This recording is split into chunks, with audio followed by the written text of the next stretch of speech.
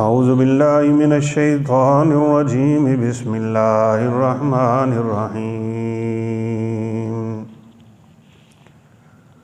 قل اللہم مالک الملک تؤتی الملک من تشاء وتنزع الملک ممن تشاء وتعز من تشاء وتذل من تشاء بيدك الخير إنك على كل شيء قدير.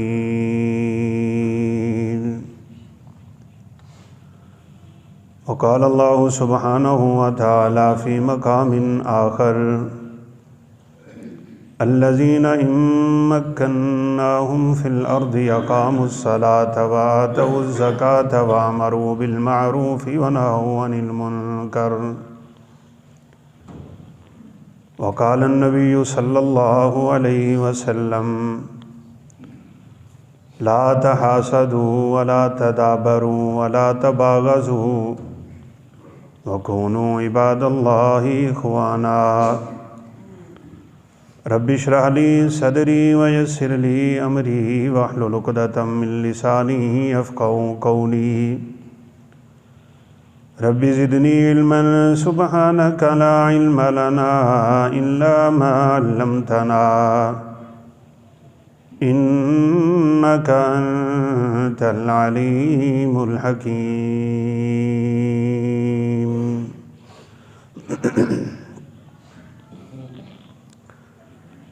مختصر حمد و ثنا کے بعد اللہ رب العزت مالک الملک ہے. وہ تمام بادشاہوں کا بادشاہ ہے.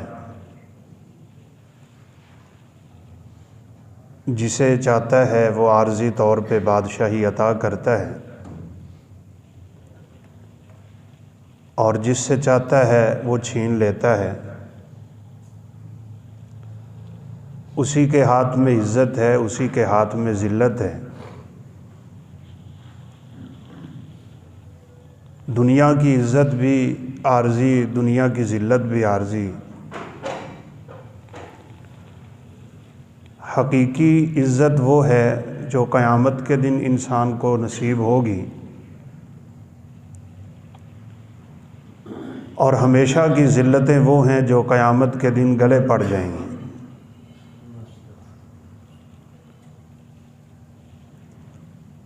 کل کے زندان آج کے حکمران اور آج کے حکمران کل کے زندان. وہ چاہے تو یوسف علیہ السلام کو کنویں سے نکال کے مصر کے تختہ بادشاہت پہ بٹھا دے، اور وہ چاہے تو فرعون جیسے بڑے جابر حکمران کو پانی کے چند غوطوں سے گزار کے عبرت کا نشان بنا دے. یہ سارا رب العزت کا ایک بنایا ہوا نظام ہے.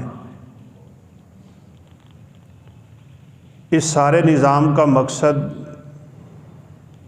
حقیقت میں ہماری آزمائش ہوتا ہے.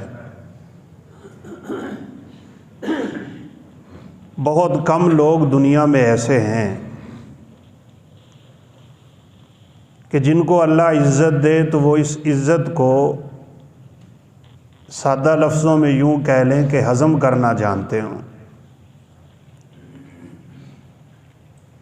بہت کم لوگ ایسے ہیں جن کو اللہ دولت دے تو وہ اس دولت کو ہضم کرنا جانتے ہوں. بہت کم لوگ ایسے ہیں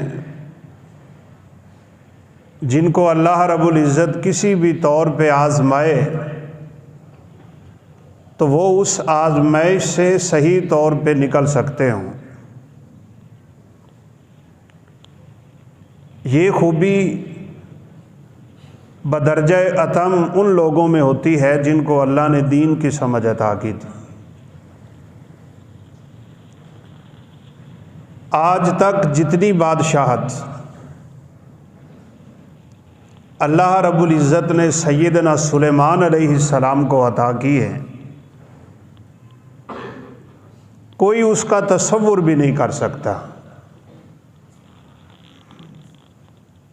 وَلِسُلَيْمَانَ الرِّيحَ عَاصِفَةً تَجْرِي بِأَمْرِهِ، ہواؤں پہ بھی ان کی حکومت ہے۔ اپنے تختے پہ بیٹھ کے سیدنا سلیمان علیہ السلام ہوا کو اشارہ کرتے ہیں، غُدُوُّهَا شَهْرٌ وَرَوَاحُهَا شَهْرٌ، ایک مہینے کی مسافت مسلسل کوئی سواری دوڑتی رہے تو جتنا وہ سفر کرتی تھی، دن کے آغاز سے دوپہر کے وقت تک ہوا سیدنا سلیمان علیہ السلام کو وہاں پہنچا دیتی۔ وَرَوَاحُهَا شَهْرٌ، دوپہر سے شام تک کا سفر ہوا کی وجہ سے ہوا کے دوش پہ سیدنا سلیمان یوں کرتے کہ ایک مہینے کی مسافت طے کر لیں۔ چرندے پرندے حیوانات اللہ رب العزت نے ان کے تابع کر دی، اور دعا بھی انہوں نے یہی کی تھی، ربی ہب لی ملکا لا ینبغی لأحد من بعدی، اللہ جو اگر تو نے مجھے بادشاہت دینی ہے تو پھر ایسی بادشاہی دے کہ میرے بعد وہ کسی کے نصیب میں نہ آئے۔ اور اللہ نے دی بھی، جنوں پہ انسانوں پہ، جن سامنے کام کرتے رہتے تھے، اور مسجد اقصیٰ تو جنوں نے تعمیر کی، باوجود اس کے کہ سلیمان علیہ السلام کی وفات ہو چکی تھی اور وہ کھونڈی کے اوپر کھڑے رہے۔ لیکن ایک چھوٹا سا آپ اشارہ دیکھیں، اگر کوئی شخص اس دنیا میں کوئی اقتدار پا لے، کوئی عہدہ مل جائے، کوئی تھوڑی سی دولت مل جائے، اللہ کوئی نعمت دے دے، تو یہ بدبختی کی علامت ہوتی ہے کہ انسان اکڑ مزاج ہو جائے۔ اس کی خوش بختی کی علامت یہ ہے، اور یہ بات تو آپ اپنے دماغ پہ بٹھا لیں، خوش بختوں اور بدبختوں کے درمیان یہ فرق ہوتا ہے۔ خوش بخت انسان وہ ہوتا ہے، اللہ رب العزت نے اسے مال دیا تو اس نے صدقے میں اضافہ کر لیا، اللہ رب العزت نے اسے علم دیا، اس نے اپنے عمل میں اضافہ کر لیا، اللہ رب العزت نے اسے عزت دی، اس نے اپنی عاجزی اور انکساری میں اضافہ کر لیا۔ جوں جوں اللہ نعمتیں دیتا ہے ویسے ویسے ان کی زندگی بدلتی جاتی ہے، اور بدبخت انسان کی مثال اور بدبخت انسان کی نشانی یہ ہوتی ہے، اللہ مال دیتا ہے کنجوسی بڑھ جاتی ہے، اللہ علم دیتا ہے عمل سے کوڑا ہو جاتا ہے، اللہ عہدہ دیتے ہیں اس کا دماغ خراب ہو جاتا ہے، اللہ نے عزت دی اس نے لوگوں کو حقیر سمجھنا شروع کر دی، غریبوں سے سلام لینا گوارا نہیں کرتے۔ اقتدار کا نشہ لوگوں کو اندھا کر دیتا ہے، اور پھر جو ہی اس اقتدار کی کرسی سے گرتے ہیں، باتیں تو بعض دفعہ یہ سوشل میڈیا پہ طنزاً اور مزاحاً لکھی ہوتی ہیں، لیکن سبق ان میں ہوتے ہیں۔ وہ کسی نے پوسٹ صحیح لگائی ہوئی تھی کہ یہ جو امیروں کے دلوں میں غریبوں کا ترس آیا ہے نا، اس کی ایکسپائری ڈیٹ 8 فروری ہے، گیا الیکشن، بس اب وہ نظر نہیں آئیں گے۔ پہلے سلام بھی کرتے ہیں، جھکتے بھی ہیں، اور یہ بات بھی ان کو یاد نہیں رہتی کہ اللہ کے حبیب صلی اللہ علیہ وسلم نے مانگ کے اقتدار لینے سے منع کیا ہے، مانگتے پھرتے ہوتے ہیں۔ سیدنا ابو موسیٰ اشعری رضی اللہ تعالیٰ عنہ، ان کے قبیلے کے 2 فرد ان کے پاس آئے اور آگے کہنے لگے کہ ہم نے رسول اللہ صلی اللہ علیہ وسلم سے ملاقات کرنی ہے، آپ ہمارے ساتھ چلیں۔ انہوں نے بڑی خوشی کا اظہار کیا اور ساتھ چل دیے۔ یہ لوگ جوں ہی اللہ کے حبیب صلی اللہ علیہ وسلم سے ملے تو کہنے لگے کہ آپ یہ اپنے مدینے میں گورنر بھیجتے ہیں نا، مدینہ سے کوئی زکوٰۃ کا عامل بنا کے بھیجتے ہیں، کسی علاقے کا ذمہ دار بنا کے بھیجتے ہیں، ہمیں بھی بنا دیں، ہم اس غرض سے آئے۔ ابو موسیٰ اشعری رضی اللہ تعالیٰ عنہ کو بہت افسوس ہوا کہ انہوں نے یہ کیا کام کر دیا میرے ساتھ۔ وہ جلدی سے بول پڑے، کہا اللہ کے حبیب مجھے پتا ہوتا نا کہ انہوں نے یہ مطالبہ کرنا ہے تو میں نے کبھی ان کے ساتھ آنا ہی نہیں تھا، انہوں نے تو ملاقات کا کہا۔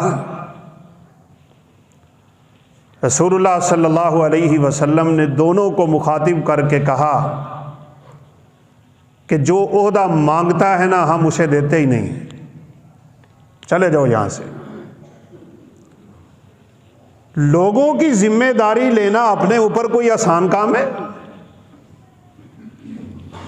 یہ تو یقین مانے جمہوریت کا تماشا ہے کہ لوگ سمجھ ہی نہیں رہے اس بات کو۔ میں باپ ہوں، آپ باپ ہیں، اپنے گھر کے افراد کا محاسبہ قیامت کے دن مشکل ہو جائے گا۔ مجھ سے میرے بچوں کے بارے میں اور آپ سے آپ کے بچوں کے بارے میں سوال ہوں گے۔ کلکم راع وکلکم مسئول عن رعیتہ۔ جو شخص دنیا میں اکیلا ہی رہ گیا، کسی کا ضامن، کسی کا ذمہ دار نہیں، رسول اللہ صلی اللہ علیہ وسلم نے فرمایا اس سے اللہ قیامت کے دن اس کی ذات کے بارے میں سوال کریں گے۔ بری کوئی نہیں ہے وہاں پہ۔ یہاں پوری رعایا کو لے کے یہ قیامت کے دن اللہ کے سامنے جواب کیا دیں؟ بڑا کٹھن مرحلہ ہے۔ صحابہ کرام رضوان اللہ علیہم اجمعین تو ایسی چیزوں سے جان چھڑایا کرتے تھے، اور آپ صلی اللہ علیہ وسلم کا فرمان بھی ہے۔ آپ نے فرمایا لا تسأل الامارہ فَإِنَّكَ إِنْ أُعْطِيتَ عَنْ مَسْأَلَةٍ وُكِلْتَ۔ کہا میرے صحابی ایک نکتہ یاد کر، کوئی ذمہ داری اگر تم مانگ کے لے گا نا،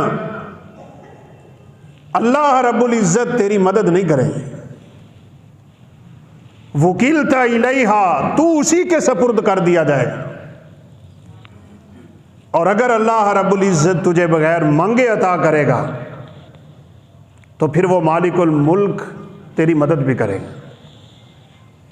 مل جائے انسان بڑی خوبی سے اس کو ادا کر دے تو اجر بھی بڑا ہے، لیکن مانگ مانگ کے عہدے لینا، مانگ مانگ کے وزارتیں لینا، مانگ مانگ کے چیزیں طلب کرنا، یہ تو شریعت کے مزاج کے خلاف ہے، سیدھی سی بات ہے۔ اور یہ پورا نظام ہی اسلام کے خلاف کھڑا کیا گیا ہے، اس میں کہ شک کوئی نہیں ہے۔ ہاں اگر اللہ رب العزت کوئی عہدہ دے دے، کوئی صدارت وزارت، کوئی کرسی، کوئی چیز مل جائے تو پھر تو انسان میں عاجزی آنی چاہیے، پھر تو اس کی زندگی تبدیل ہونی چاہیے۔ اور رسول اللہ صلی اللہ علیہ وسلم سے بڑھ کے تو اس کائنات میں کسی کا عہدہ نہیں ہے نا۔ آپ نے کبھی اپنے دروازے پہ دربان نہیں بیٹھنے دیا، پہرے نہیں لگے میرے اللہ کے پیغمبر کی ذات پہ۔ یہاں کوئی 14 سیکٹریوں سے مل کے جا کے چودھری صاحب کو ملنا پڑتا ہے، ہم اس نظام کو ووٹ دے کے امیدیں خیر کی رکھی بیٹھے ہوتے ہیں. یہ ایک مجبوری سمجھ لیں جمہوریت اور ووٹ ڈالنا، لیکن اس کے ذریعے خیر برآمد ہو جائے اس کا کبھی تصور بھی نہ کیجیے گا. یہ نظام اسی طرح چلے گا.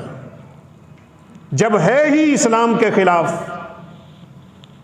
رسول اللہ صلی اللہ علیہ وسلم کا گزر ہوا، ایک عورت بیٹھ کے قبر پہ رو رہی تھی. اس کے بیٹے کی قبر تھی.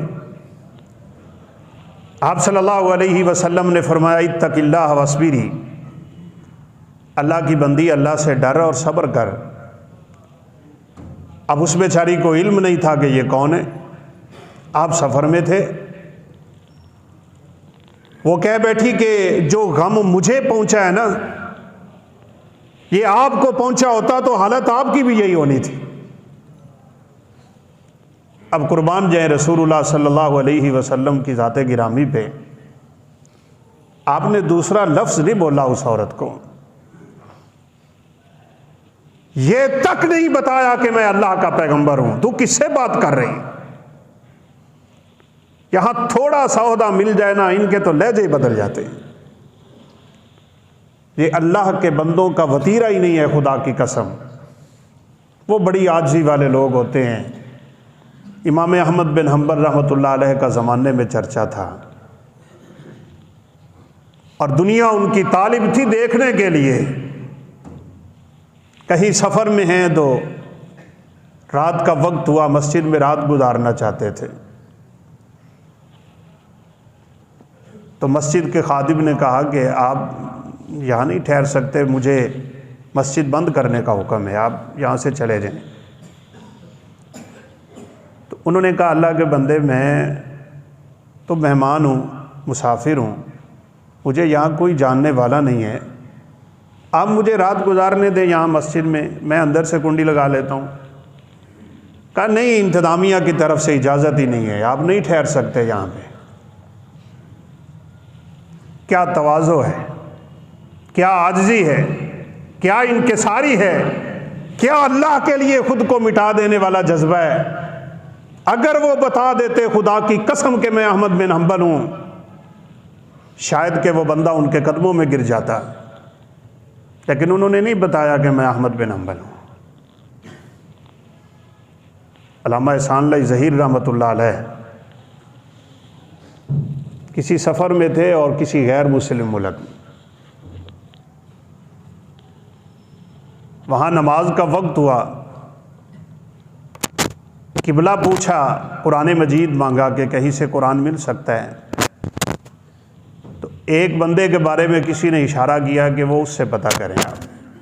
1% مسلمان. علامہ صاحب ملے تو اس نے کہا جی میں مسلمان ہوں. ساتھ ان کے ایک مسافر ساتھی بھی تھا. علامہ صاحب نے پوچھ لیا تو مسلمان کیسے ہوا ہے؟ اس نے کہا جی کوئی پاکستان کا احسان اللہ ظہیر ہے، میں نے اس کی کتابیں پڑھی اور اللہ نے مجھے سمجھ دی، میں کلمہ پڑھ کے مسلمان ہو گیا. اب ساتھی بتاتے ہیں کہ علامہ صاحب کی آنکھوں میں آنسو، لیکن بتایا نہیں کہ میں احسان اللہ ظہیر ہوں. یہاں تھوڑی سی نیکی کر کے نا اس کو تو ہم اچھالنے کے لیے تیار کھڑے ہوتے ہیں. نہیں بتایا میں احسان ہوں. اب وہ بندہ تعجب میں پڑ گیا کہ یہ وجہ کیا ہے، میں نے نام لیا انہوں نے رونا شروع کر دیا. تو ساتھی نے بتایا کہ جس احسان اللہ ظہیر کی تو بات کر رہا ہے وہ یہی. بس چمٹ گیا وہ پھر علامہ صاحب کے ساتھ. عزت والے لوگوں کی نشانی یہ ہوتی ہے کہ ان میں تکبر نام کی شے نہیں ہوتی. اب امام صاحب جوتیوں کے پاس بھی کھڑے ہو گئے، اس سے یہی مطالبہ کر رہے ہیں کہ آپ مجھے مسجد میں ٹھہرنے دیں، میری مجبوری ہے، مسافر ہوں، میں پریشان ہوں. کہا جی میں بھی مجبور ہوں، انتظامیہ کی مجبوری ہوتی ہے. مختصر قصہ مشہور ہے، بعد نے اس میں کچھ کلام بھی کی ہے. وہ دونوں کو دیکھ کے تندور سے ایک آدمی دوڑتا ہوا آیا اور کہا جناب آپ رات ٹھہرنا چاہتے ہیں، مسجد میں انتظام نہیں ہے، آپ میرے گھر تشریف لیں. اب اس کا یہ کہنا، مسجد والے نے کہا، وہ خادم نے کہا لو جی یہ بندہ آ گیا ہے، اس کو مستجاب الدعویٰ کہتے ہیں۔ مستجاب الدعویٰ کا مطلب جس کی دعائیں قبول ہوتی ہوں۔ اب امام صاحب کو تجسس ہو گیا کہ چلیں اللہ تعالیٰ نے بندہ اچھا دے دیا ہے، دعاؤں کا طالب۔ گھر گئے، اس نے مہمان نوازی کی، تو کہا یار ایک بات تو بتا، تجھے لوگ مستجاب الدعویٰ کہتے ہیں، تیری دعائیں قبول ہوتی ہیں؟ اس نے کہا جی قبول ہوتی ہیں۔ وجہ کیا ہے؟ کہا میں ہر ویلے استغفر اللہ پڑھتا رہتا ہوں، کثرت سے استغفار کرتا ہوں، اور اس کی برکت یہ ہے کہ اللہ میری دعاؤں کو رد نہیں کرتا، اور ایک دعا ایک ہفتے سے مانگ رہا ہوں، امید ہے وہ بھی پوری ہو جائے گی۔ فرمایا کیا؟ کہا دعا کر رہا ہوں کہ یا اللہ اس وقت کا امام احمد بن حنبل ہے، اس سے میری ملاقات کروا دی۔ کہا بس ٹھیک ہے، پھر اللہ نے تیری سن لی۔ عاجزی انکساری ہے، تواضع ہے۔ وہ عورت اللہ کے حبیب کو یہ بات کر کے بیٹھی ہے، آپ خاموشی سے آگے چلیں گے۔ کسی صحابی نے کہا اللہ کی بندی تجھے پتہ ہے تو کس سے مخاطب تھی، اور اس لہجے میں تو نے کس سے بات کی ہے؟ کہا نہیں مجھے علم نہیں ہے۔ کہا یہ تو اللہ کے رسول ہیں صلی اللہ علیہ وسلم، آپ آگے نکل چکے تھے۔ وہ عورت کہتی ہے میں پھر مدینہ آپ کے گھر تشریف لائی، آپ کے گھر گئی، تو اس کے الفاظ ہیں میں نے اس کائنات کے سردار کے دروازے پہ کوئی چوکیدار نہیں دیکھا، کوئی دربان نہیں دیکھا، کوئی روکنے والا نہیں دیکھا۔ اگر اللہ اقتدار دے تو پھر لوگوں کے لیے دروازے بھی کھولو نا۔ اور سنن ترمذی کی روایت ہے، وہ یاد رکھیں یہ لوگ، آپ میں سے بھی کوئی ذمہ دار ہو سکتا ہے، ہمارے پاس بھی ذمہ داریاں ہوتی ہیں۔ رسول اللہ صلی اللہ علیہ وسلم نے فرمایا جس شخص کو اللہ کوئی ذمہ داری دے دے پھر وہ اپنے ماتحت لوگوں سے دروازے بند کر لے، اللہ قیامت کے دن اس کی ضرورتوں کے سامنے سارے دروازے بند کر دے، کوئی نہیں سنی جائے گی اس کی۔ اس لیے یہ اقتدار کا لالچ تو لوگوں میں آ جاتا ہے، لیکن اگلی باتیں نہیں سمجھ رہے ہوتے۔ سیدنا سلیمان علیہ السلام بیٹھے ہیں، مشہور واقعہ ہے جو اس وقت کی ملکہ کے ساتھ پیش آیا تھا۔ خط لکھا انہ من سلیمان و انہ بسم اللہ الرحمن الرحیم اللہ تعالی علیہ واتونی مسلمین۔ اگر تمہیں عزت چاہیے، حفاظت چاہیے، امن چاہیے، کلمہ پڑھو، مسلمان ہو جاؤ۔ یہ عورت تیار ہے نکلنے کے لیے۔ سلیمان علیہ السلام نے اپنے سامنے بیٹھے ہوئے جنوں کی جماعت سے کہا من یأتینی بعرشہا، کون ہے جو اس کا تخت اٹھا کے میرے سامنے لائے؟ قال عفریت من الجن انا آتیک بہ قبل ان تقوم من مقامک۔ ایک جنوں کا سردار، بہت بہادر، بڑی طاقت کا مالک، کہا آپ اپنی جگہ سے بعد میں اٹھیں گے، اس کا تخت پہلے یہاں آیا پڑا ہو۔ فجر کے بعد بیٹھتے تھے، اپنے ساتھیوں سے باتیں کرتے، ان کو مسئلے بتاتے، یہ رسول اللہ صلی اللہ علیہ وسلم کی سنت بھی تھی۔ آج کل تو سیدھی سی بات ہے، ہمارے سارے ماحول ہی بدل گئے۔ امام صاحب نماز پڑھا کے بھاگنے کے لیے تیار ہیں، مقتدی ان سے پہلے بھاگنے کے لیے تیار۔ میں نے تو آپ بھائیوں کو پہلے بھی اشارہ کیا تھا، یہ جمعے کی نماز ختم ہوتی ہے تو آپ بھاگتے کدھر ہیں؟ آرام سے بیٹھیں، اذکار کریں، 33 دفعہ سبحان اللہ، 33 دفعہ الحمدللہ، 34 بار اللہ اکبر اپنے ہاتھوں پہ گنیں۔ یہ انگلیاں قیامت کے دن گواہیاں دے گی، اور میرے پیغمبر نے فرمایا جو بندہ فرضی نماز کے بعد آیت الکرسی کو اپنا ہمیشہ کا عمل بنا لے، اس کے اور جنت کے درمیان سوائے موت کے کچھ رہ ہی نہیں جاتا۔ نہ امام مقتدیوں کو ٹائم دے رہا ہے، نہ مقتدی امام سے ٹائم لے رہے ہیں، نہ ان کو ضرورت ہے۔ ماشاءاللہ سارے ہی پڑھا لکھا طبقہ ہو گیا۔ اللہ کے حبیب فجر کے بعد بیٹھتے، اپنے صحابہ سے مسئلے سنتے، ان سے مسئلے پوچھتے، حتیٰ کہ جب کچھ نہ ہوتا تو آپ کہتے کسی نے رات کو خواب نہیں دیکھا؟ آپ اپنے صحابہ کے خواب سن کے خوابوں کی تعبیر فرمایا کرتے تھے۔ کبھی اپنے خواب آپ بیان کر کے ان کی تعبیریں کرتے۔ یہ ایک اسلامی معاشرے کا بہت خوبصورت رویہ تھا، مسجدوں میں بیٹھ کے ایک دوسرے سے الفت و محبت کی باتیں کی جائیں۔ لیکن آج کل تو دھرے کا دھرا رہ گیا نا سارا کام۔ میں نے خطبے میں یہ حدیث بھی اسی لیے پڑھی، لا تدابروا ولا تباغضوا ولا تحاسدوا کونوا عباد اللہ اخوانا۔ یہ سیاسی پارٹیوں کے پیچھے لگ کے اپنے تعلقات تو برباد نہ کرو، یہی نتیجہ ہوتا ہے اس بات کا۔ اب یہ نہیں ہے، رسول اللہ صلی اللہ علیہ وسلم نے اپنے صحابہ کی تربیت کی ہے، ان کو بتایا ہے اگر اللہ اقتدار دے کیسا انسان بنے۔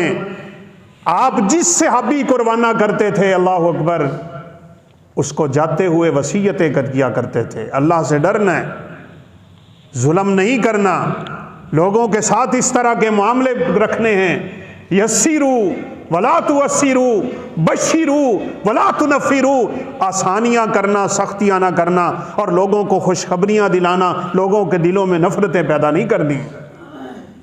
اور آپ کو تو اتنی فکر ہوتی تھی اس بات کی، اللہ اکبر، آپ جب آخری مرتبہ سیدنا معاذ بن جبل رضی اللہ تعالیٰ عنہ کو یمن بھیجنے لگے تو یہ آخری نصیحتیں آپ کرتے تھے روانہ ہوتے ہوئے۔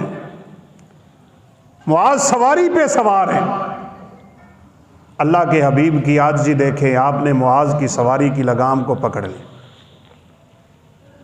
سواری کے ساتھ چل رہے ہیں اور معاذ کو نصیحتیں کی جا رہی ہیں، اور جاتے جاتے آپ نے یہ بھی کہہ دیا، معاذ اب کی بار تیرا گزر یا میری مسجد سے ہوگا یا میری قبر سے ہوگا، یہ میری اور تیری آخری ملاقات ہے۔ اور قربان جائیں خدا کی قسم، ان ہستیوں پہ کیا بیتی ہوگی اس وقت سیدنا معاذ بن جبل پہ، کتنا دل رنجیدہ ہو گیا ہوگا کہ میں مدینہ میں ہی رک جاؤں۔ لیکن جس مشن پہ اللہ کے پیغمبر روانہ کر رہے ہیں، آپ کی بات نہیں موڑی جا سکتی۔ آپ نصیحتیں فرمایا کرتے تھے، آپ ان کی تربیتیں کیا کرتے تھے، اور یہی تربیت ہے۔ سیدنا سلیمان علیہ السلام کو جن نے کہا نا کہ میں آپ کے اٹھنے سے پہلے تخت آپ کے سامنے لا کھڑا کرتا ہوں، وَإِنِّي عَلَيْهِ لَقَوِيٌّ أَمِينٌ۔ چلیں اقتدار کے طالب لوگوں کو یہ باتیں بھی یاد رکھیں، مضبوط بندہ ہونا چاہیے اور امانت دار ہونا چاہیے۔ جس بندے کو آپ نے اپنے کام پہ رکھنا ہے، یہ دو صفتیں اس کے اندر ہمیشہ دیکھیں، قوی اور بہادر ہونا چاہیے، کام کرنے کی طاقت رکھتا ہو، امین، اور دوسرا اس میں امانت داری کوٹ کوٹ کے بھری ہونی چاہیے، پھر کام چلتے ہیں۔ کہا کہ میں بہادر بھی ہوں، میں امین بھی ہوں، بہادر ہوں، اس کو اٹھانے پہ صاف ظاہر تخت ہے، نہ جانے کتنا بڑا ہوگا، اور امانت دار بھی ہوں، تخت ہیرے جواہرات سے بھرا ہوا ہے، انشاءاللہ میں ایک کنڈی بھی نہیں توڑدا ہو دینا، اتنے خزانے ویلے ہو گئے، بس جو بنتا ہے وہ لوٹ کے 5 سال بعد آگے چلا جاتے ہیں۔ اقتدار کے طالب خدا کی قسم قیامت کے دن نہ جانے کس حال میں کھڑے ہوں گے۔ سلیمان علیہ السلام خاموش ہو گئے اس کی بات سن کے، اور قرآن کے اگلے جو الفاظ ہیں کہ ایک ایسا کہ جس کے پاس کتاب کا علم تھا، قال الذی عنده علم من الکتاب انا آتیک بہ قبل ان یرتد الیک طرفک۔ کون لے سکتا ہے اس جیسی بادشاہی؟ کس کو مل سکتی ہے اتنی طاقت؟ لکھا ہے امام بغوی رحمۃ اللہ علیہ نے، یہ خود سیدنا سلیمان علیہ السلام تھے، کہا تو میرے کھڑے ہونے سے پہلے تخت لائے گا، میں اللہ کے فضل سے آنکھ جھپکنے سے پہلے لا کے کھڑا کر لوں، اور آ گیا تخت۔ تو جو بات میں کرنا چاہ رہا تھا، جو ہی تخت سیدنا سلیمان علیہ السلام کے سامنے ہوا نا، اور لوگوں نے اس کو دیکھا، تو پتہ کیا الفاظ تھے سیدنا سلیمان علیہ السلام کی زبان پہ؟ ھذا من فضل ربی، میرا کمال نہیں ہے، میرا منصب نہیں ہے، میری طاقت نہیں ہے، میں کچھ نہیں ہوں، اگر اللہ نے مجھے یہ عطا نہ کیا ہوتا اللہ کی مرضی کے بغیر پتہ بھی نہیں ہل سکتا تھا۔ اس لیے سیدھی سی بات ہے، جس کے نصیب میں اللہ نے اقتدار لکھا ہے نا، ملنا اس کو ہے۔ ہمارے ملک میں یہ نظام بنا ہوا ہے، جو ہار جائے گا اس نے دھاندلی کا شور مچا دینا ہے، جو جیت جائے گا اس نے اللہ رب العزت کے حکموں کو ہواؤں میں اڑا دینا ہے۔ ہم تو کہتے ہیں شکر ہے کل سمیں بند تھی، چلو رات تو سکون سے گزر گئی نا، سونے ہی نہیں دیتے بدبخت۔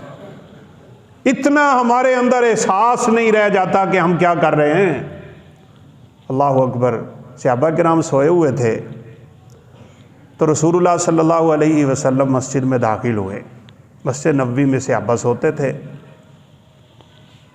تو صحابی فرماتے ہیں کہ آپ نے اتنی ہلکی سی آواز میں السلام علیکم کہا کہ جاگتا بندہ سن لے اور سویا ہوا ڈسٹرب ہو کے اٹھ نہ جائے۔ اتنا خیال اپنی رعایا کا۔ اور ایک صاحب کتاب نے تو بڑی خوبصورت بات لکھی ہے، فقہ سننا ایک بڑی خوبصورت کتاب ہے۔ انہوں نے کہا یہ جمعے والے دن جو لوگ سورہ کہف پڑھتے ہیں نا، ایک سنتیں پڑھ رہا ہوتا ہے، دوسرا اونچی اونچی پڑھی جا رہا ہے، اسے پتہ نہیں میں اسے ڈسٹرب کر رہا ہوں، اس کی تلاوت بھی کہیں قیامت کے دن مسئلہ نہ کھڑا کر دے۔ بھائیو، اپنے اندر ایک جذبہ اتنا زبردست طریقے سے پیدا کریں، اپنے مسلمان بھائیوں کے بارے میں خیر خواہی کے جذبے پیدا کریں۔ جیت کیا، ہار کیا، الیکشن کیا، پارٹیاں کیا، خدا کی قسم بیٹھنا کسی نے سیٹ پہ ہوتا ہے، یہ یہاں لڑی جا رہے ہوتے ہیں۔ ایک ہی گھر میں اختلاف عروج پکڑ چکا ہوتا ہے، بہن بھائی لڑ رہے ہیں آپس میں، باپ بیٹا لڑ رہے ہیں۔ میں نے پچھلی بار بھی اشارہ کیا تھا، باپ نے بیٹے کو گولی مار دی اس وجہ سے کہ وہ دوسری پارٹی کا جھنڈا کیوں لگا رہا ہے، اور بیٹا بھی باہر کے ملک سے آیا ہے، کئی سال گزار کے۔ عدم برداشت کی انتہا ہے ہمارے اندر، اس لیے یہ چیزیں ہم نے اپنے اندر پیدا کرنی۔ رسول اللہ صلی اللہ علیہ وسلم نے اہل اقتدار کو جو پیغام دیا وہ پیغام یاد رکھیں، جو ہم جیسوں کو پیغام دیا ہم اس پیغام کو یاد رکھیں۔ قرآن کہتا ہے جس کو اقتدار مل جائے وہ 3 کام کرے، اگر وہ چاہتا ہے کہ اس کے اقتدار میں برکتیں ہوں اور اللہ رب العزت اس کو مزید عہدے عطا کر دے، الذین ان مکناہم فی الارض اقاموا الصلاۃ، سب سے پہلا کام یہ کہ نماز کا پورے کا پورا نظام نافذ کریں۔ اللہ جزائے خیر دے جن ملکوں میں ہے، ہم جب سعودیہ میں تھے، اب تو خیر وہاں بھی حالات بگڑ رہے ہیں، اللہ ان کی حفاظت فرمائے اور اصلاح فرما دے۔ بس اذان کا وقت ہوتا تھا تو امر بالمعروف کی گاڑی سے صرف ایک آواز اٹھتی تھی، الصلاۃ، کانپ جاتے تھے دکانوں والے کہ میری دکان کیوں کھلی ہوئی ہے، کھلی دکانیں چھوڑ کے مسجد کی طرف۔ نظام اگر نماز کا پابندی کے ساتھ نافذ ہو جائے، اللہ رب العزت آسمان سے برکتوں کے دروازے کھول دیں گے۔ وَآتَوُا الزَّكَاةَ وَأَمَرُوا بِالْمَعْرُوفِ وَنَهُوا عَنِ الْمُنكَرِ، نماز کے بعد زکوٰۃ کے بعد نیکی کا حکم دینا، برائی سے لوگوں کو روکنا۔ کسی بھی معاشرے کے اندر اگر ہم برکتوں کے طالب ہیں، ان 4 کاموں کو نافذ کر دیں، اللہ آسمان سے برکتیں ہی برکتیں نازل کرنے۔ نمازوں کی پابندی کریں، زکوٰۃ ادا کریں۔ یہ دیکھیں نا، اس وقت ہمارے ملک میں معاشی صورتحال بڑی بگڑی ہوئی ہے، مہنگائی عروج پہ ہے، بے چینی بڑے عروج پہ ہے۔ بعض خبریں تو پڑھتے ہیں تو خدا کی قسم کلیجہ ہل جاتا ہے۔ یہ پچھلے دنوں بھی کراچی کی بات ہے، آپ نے خبر پڑھی ہوگی، بھوک سے تنگ آ کے اپنے سارے بچوں کے گلوں پہ چھری چلا کے اپنی بیوی کو ذبح کر کے اس بندے نے پنکھے کے ساتھ خود بھی پھندا لے لی، بھوک سے تنگ آ گئے۔ کیوں بھلا؟ یہ سیدھی سیدھی بے دینی کی وجہ ہے۔ بھائی اللہ رزاق ہے، اگر وہ آزماتا ہے تو اس کی آزمائشوں پہ انسان کو صبر کرنا چاہیے، دیتا ہے تو شکر کرنا چاہیے۔ جب بھی کسی معاشرے میں زکوٰۃ کا نظام بگڑ جاتا ہے، اللہ کے حبیب کا فرمان ہے اللہ آسمان سے رزق روک لیتا ہے۔ جب رزق رکتے ہیں مہنگائیاں عروج پہ چلی جاتی ہیں۔ ان نظاموں کی طرف ہم آئیں اور ہاں ہم جو رعایا کے لوگ ہیں نا، ماتحت لوگ، آپ بھی ایک بات یاد کریں، میں ختم کرتا ہوں بات، صحیح مسلم کی روایت سن لیں، حکمران ظلم کریں گے، اب یہ جو آگے وقت آ رہا ہے اس میں مزید نظام بگڑتے چلے جائیں گے حتیٰ کہ قیامت قریب آ جائے گی، اور اس کی اصلاح تب ہوگی جب سیدنا مہدی علیہ السلام کا خروج ہوگا اور عیسیٰ علیہ السلام کا نزول ہوگا۔ آپ نے یہ ساری پیشین گوئیاں کر دی ہیں۔ آپ نے فرمایا قرب قیامت ایسے حکمران ہوں گے اپنا حق زور بازو لیں گے اور لوگوں کے حقوق وہ ادا نہیں کریں گے، اور ایک حدیث میں ہے یمیتون الصلاۃ، نمازوں کو تو ویسے ہی مار دیں گے، وہ یہ کریں گے وہ کریں گے۔ تو ایک صحابی نے جلدی سے کہا اگر ہم وہ زمانہ پا لیں ان کو قتل نہ کر دیں؟ اللہ اکبر۔ آپ صلی اللہ علیہ وسلم نے فرمایا نہیں، تم نے صبر کرنا ہے، میرا اور آپ کا کام ظالم حکمران کے سامنے صبر کرنا ہے بس۔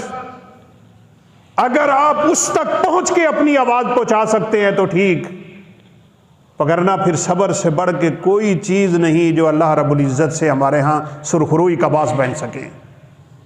ادھر مظاہرے ہو رہے ہیں، ادھر روڈ بلاک ہو جائیں گے۔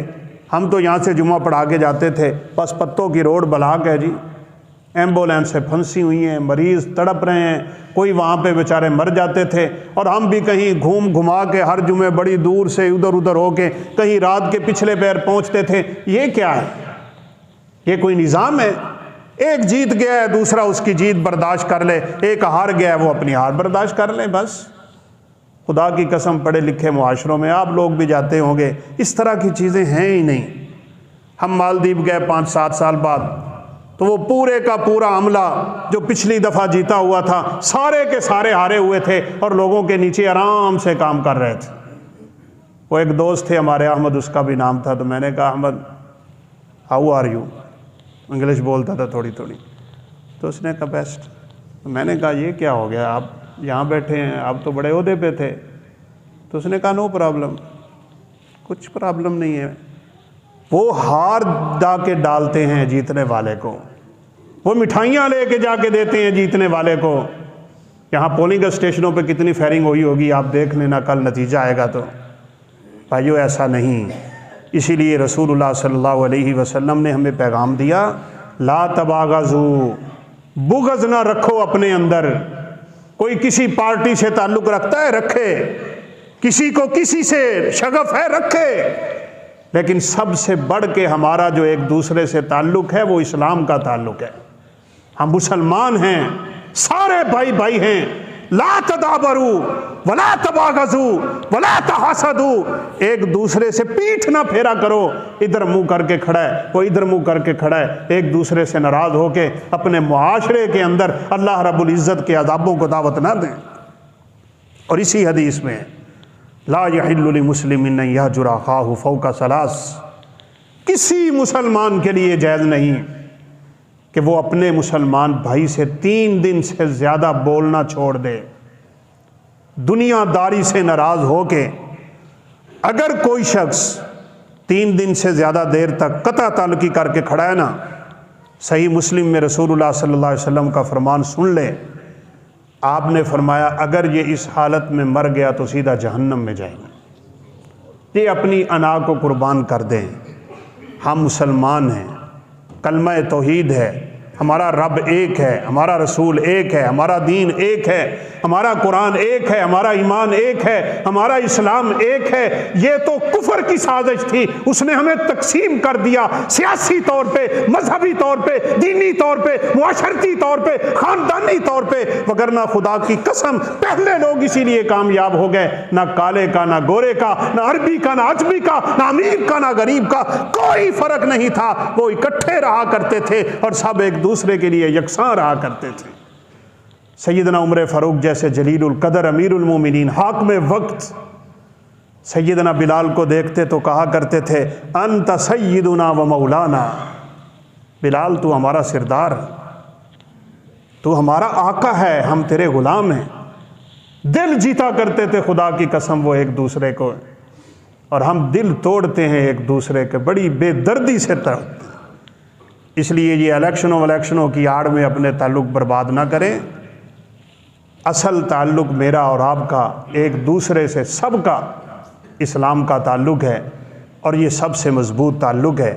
اگر کسی کے دل میں بیٹھ جائے تو صحیح بات یہ ہے، اسلامی تعلق پہ اگر کسی کا یہ رشتہ استوار ہو جائے تو رسول اللہ صلی اللہ علیہ وسلم نے تو اپنے حقیقی رشتہ داروں کو، جنہوں نے کلمہ نہیں پڑھا تھا، آپ نے فرمایا لیسوا باولیائی، میرا ان سے کوئی تعلق ہی نہیں ہے، میرا تعلق تو ان لوگوں کے ساتھ ہے جن کو اللہ رب العزت نے کلمے کی توفیق دی ہوئی۔ غلام آپ کے ساتھ بیٹھتے تھے، آپ ان کے ساتھ بڑی پیار محبت کی زندگی گزارا کرتے تھے، بلکہ جہاں صفہ کا چبوترا ہے، یہ کہیں پڑھنے کو ملا کہ یہ بنا ہی اس وقت تھا۔ رسول اللہ صلی اللہ علیہ وسلم اپنے ان صحابہ کے ساتھ جب بیٹھتے تو اس انداز میں بیٹھتے کہ باہر سے آنے والے کو پتہ ہی نہیں چلتا تھا اللہ کے حبیب کون ہیں اور ان کو ماننے والے کون ہیں، عاجزی اور ان کے ساری کمال قسم کی۔ تو پھر صحابہ نے فرمایا کہ آنے والوں کو بڑی دشواری ہوتی ہے، انہوں نے آپ کو ملنا ہوتا ہے، انہوں نے مسائل پوچھنے ہوتے ہیں، تو آپ کے بیٹھنے کے لیے کوئی ایک جگہ تو کم از کم ہونی چاہیے۔ اور پھر وہ جو جگہ بنی تھی نا، وہ مٹی کا ایک چبوترا تھا جس پہ اللہ کے حبیب بیٹھا کرتے تھے، وہ پھر اصحاب صفہ کے نام سے مشہور ہوا۔ اگر اللہ اقتدار دے، عاجزی میں بڑھنا چاہیے، اللہ دولت دے، صدقے میں بڑھنا چاہیے، اللہ علم دے، عمل میں بڑھنا چاہیے، اللہ عزتیں دیتا جائے، آپ اللہ کے لیے جھکتے چلے جائیں اور اپنی رعایا کے لیے نرم سے نرم گوشے اختیار کرتے چلے جائیں۔ جو اللہ ہمیں اپنی نعمتیں دے، ہمارا لوگوں کے ساتھ تعلق مضبوط ہونا چاہیے۔ یہ دو تعلق ہیں، ان کو مکمل کر کے یہاں سے انسان جائے گا تو انشاءاللہ کامیاب ہے۔ ایک اس کا تعلق اس کے رب کے ساتھ ہے، دوسرا اس کا تعلق رب کے بندوں کے ساتھ ہے۔ ہاں، رب اپنے تعلق معاف کر دے گا، لیکن بندوں کے تعلق کا حساب بڑا سخت لے گا، اس لیے اس کو کلیئر کر کے چلیے۔ اللہ رب العزت سے دعا ہے اللہ ہمیں دین اسلام کی سمجھ نصیب فرمائے، اخوت و محبت کی فضائیں اللہ ہمارے اندر پیدا فرما دے، اور یہ جو انتشار و اختلاف ہے اللہ ان کے سارے اسباب ہم سے رفع کر دے، اور ایک دوسرے کا بھائی بنائے، ایک دوسرے کے لیے خیر کے جذبے ہمارے اندر پیدا فرمائے، اور اللہ رب العزت ہمیں اچھے حکمران نصیب فرمائے، اور ہر قسم کے انتشار و اختلاف سے ہمیں بچا لے، اور اللہ ملک کو سالمیت کی طرف رواں دواں کر دے۔ وآخر دعوانا ان الحمد للہ رب العالمین۔